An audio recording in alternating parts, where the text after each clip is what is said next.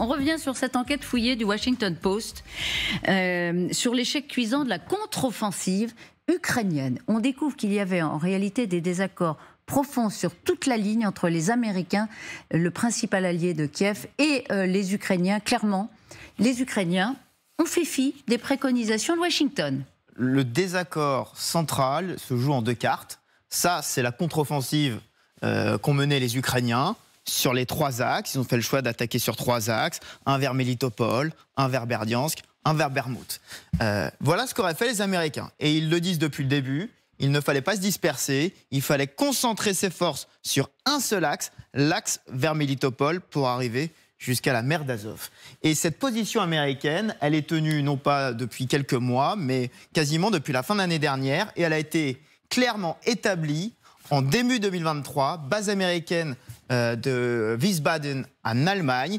Se joue en fait une séquence de simulations, 8 simulations, des jeux de guerre sur table, mais aussi avec des logiciels de jeux de guerre, avec la présence d'officiers britanniques, notamment à un moment aussi du général Milley, le chef d'état-major américain, du général Syrski, le général ukrainien.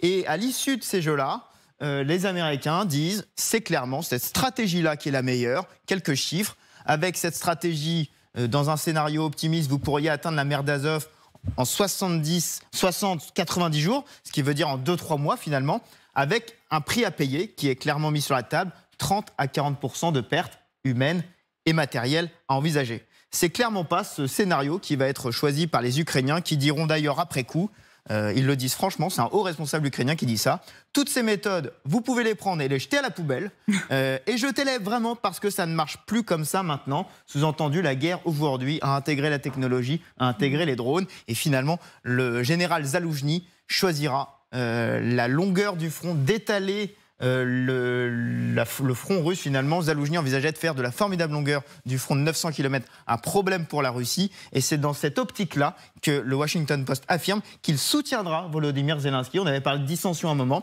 Le Washington Post affirme que les deux hommes étaient sur la même ligne pour attaquer la ville de Bakhmout, que les Américains estimaient complètement inutile d'un point de vue stratégique. Alors, autre sujet de dissension, Benjamin, c'est le calendrier. Les Américains voulaient que ça aille beaucoup plus vite. Il y a 2 mois. Ça, c'était ce qui était prévu avec les Américains, c'est-à-dire avril 2023, on lance l'offensive. L'offensive a commencé vraiment au début juin 2023, 2 mois, ce qui a généré beaucoup de frustration, d'inquiétude. Je vous donne quelques citations de hauts responsables américains sur ce délai de 2 mois.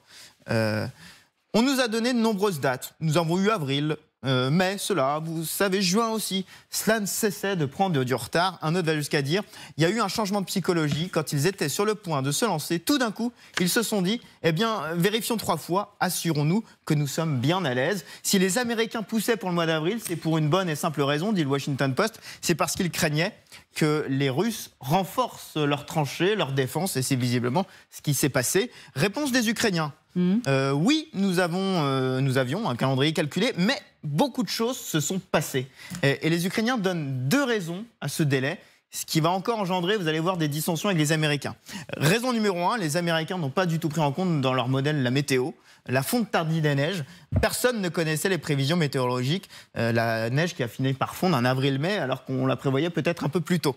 Et surtout, le deuxième élément, on n'avait pas les armes en quantité nécessaire, et dans l'état nécessaire. Quantité nécessaire, sur le déminage, ça c'est une image de déminage, 15% des armes nécessaires à l'exécution d'un plan visant à couper les passages à travers les champs de mines ont été livrés. 15% seulement. Et vous allez voir qu'à chaque fois, les Américains désapprouvent les verdicts ukrainiens. Sur ce point-là, ils disent qu'ils ont obtenu tout ce qui leur était promis, et ils l'ont obtenu à temps.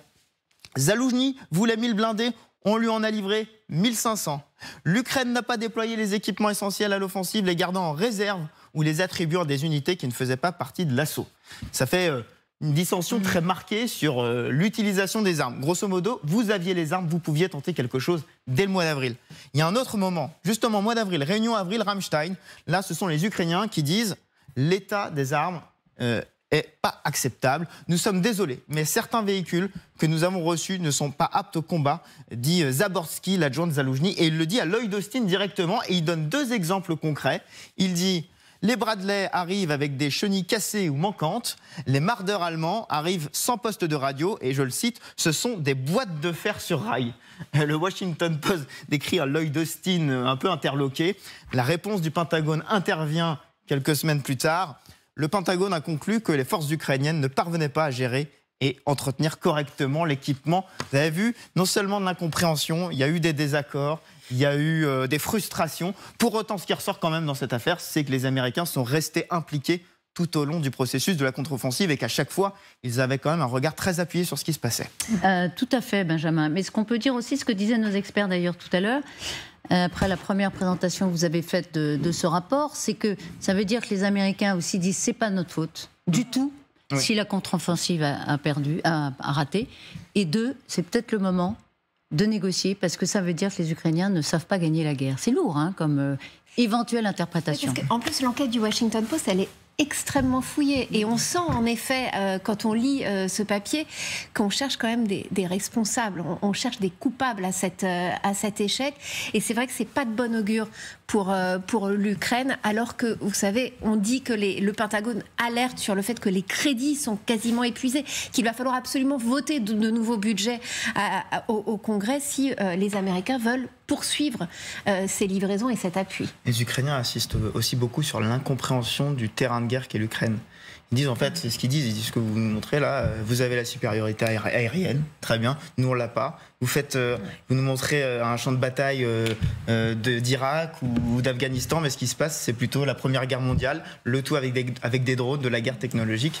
Et en fait, c'est pour ça que je disais tout à l'heure, il y a de l'incompréhension aussi qui se noue d'un point de vue stratégique.